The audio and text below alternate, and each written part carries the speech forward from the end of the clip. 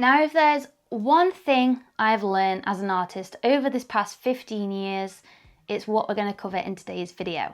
Now, this is video 2 of a series of videos where I'm going to take you through a worksheet and steps to take all your ideas that you have for a painting and put that into a physical piece of artwork, a tangible painting that you can love and feel proud of.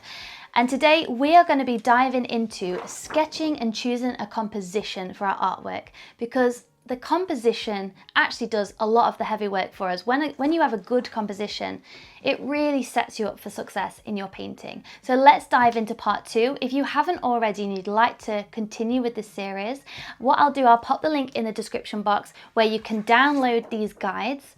Also, make sure to check out the previous video where we kind of set the intention and the vision for our painting. So let's dive into part 2, which is sketching and the composition for our artwork. Okay, so today we're going to continue to work through the Concept to Canvas worksheet. For those of you that aren't sure, it can be found on the second page of the ebook. You can download it from the Painter's Guide. So in the last video, we kind of worked through our vision and intention, and we also got together some inspiration for the painting.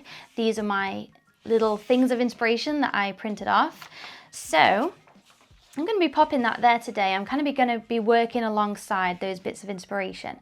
Now, the thing that we need to start thinking of is, how can I start to put these ideas into a physical way? And this is, I think, where you're going to start to see the biggest growth, because we've all done mood boards, right? But how do we actually implement them and use them to our advantage? So the first kind of section here is initial sketches. Now, this is perfect for kind of practicing and really focusing in on the shape. So if there's something that you aren't confident in drawing that is a part of your painting, this is where you focus on that. So I think I'm going to do a seascape, so there's no like particular elements, but I might even think maybe a cloud. Like, I'm not really sure about the shape of the cloud or how to kind of form a cloud, you know, because we all kind of think, oh, a cloud is like this shape, you know, like The Simpsons. But actually in real life, we can think, okay, well, I'm going to dedicate this box to kind of putting together a cloud. So I'm going to choose my favorite cloud, which is this one. And we could kind of just really take in that shape and see how that line kind of comes down here. And just ignoring, I'm just going to completely ignore the ocean. I'm just focusing on the cloud, and then I might think, oh, I'm going to bring that up there. And kind of focus. And of course, this is not going to be like a fantastic drawing. It's just looking at the shapes. I'm not even interested in what your paper looks like. I'm not actually interested in the drawing at all. What I'm interested in is seeing how closely you look at the reference, is seeing if you can pick out those shapes and see how those kind of sections and lines intersect with each other. That's what I'm interested in. So I don't want you to get caught up on, oh, these pictures need to look great. I mean, look at mine. No one would even know what that was if I hadn't have said it's a cloud. But that doesn't matter, because that isn't what this is for. Another thing is, well, because you'll see that it looks different to that. And that's a good sign, because our subconscious, our instinct is like, oh, a cloud, I know how to do that. And we go straight to this.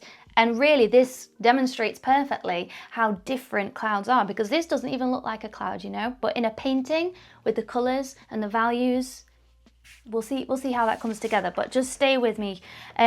So perhaps I'm not going to add any rocks, but a rock is another thing that people do struggle with, because again, we kind of think, oh, I know what a rock looks like.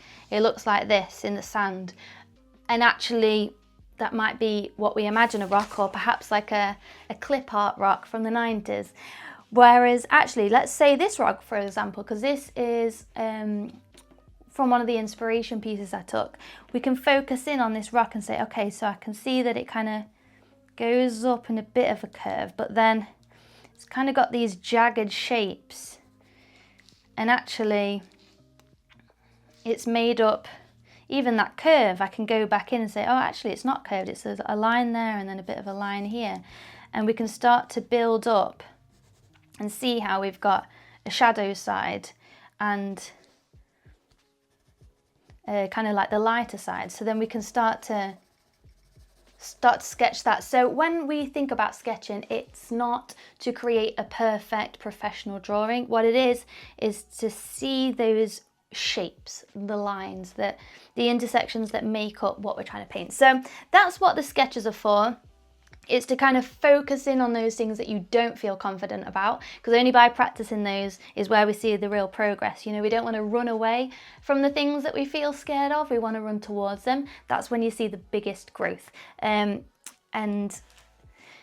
yeah, I'm excited for you. So anyway, let's move on to kind of composition exploration. So this is where you can play around. Perhaps if you've got multiple reference photos like me, you can play around with maybe even picking bits out of all of them. So maybe one, we could say, well, let's take this kind of ocean, and we can decide where to put the horizon. So imagine these are like mini paintings now. Here we've focused in on elements. These are going to be a composition for the whole painting. So say in this bottom photo here, the horizon is like smack bang in the middle. Well, I don't love that. So what I might do is I might pop mine here, because can you see my pencil line okay on that camera? Because I can do it in pen if not. I'm going to pop mine a little bit higher, because what I really love is this, the way the sand kind of interacts with the water and the white water, and having all those layers. I think that could be a really beautiful painting, having all those different layers. And even then I could have a few clouds, but in this one I think this kind of section would be the star of the show, the main focal point. So that's just one. Let's kind of move on to one of these. Perhaps I might even want to add this same bottom, but add one of these clouds on top. So I might think, okay, I'm going to put my horizon line down here, because I want lots of space for the clouds. And I might take my clouds from this one.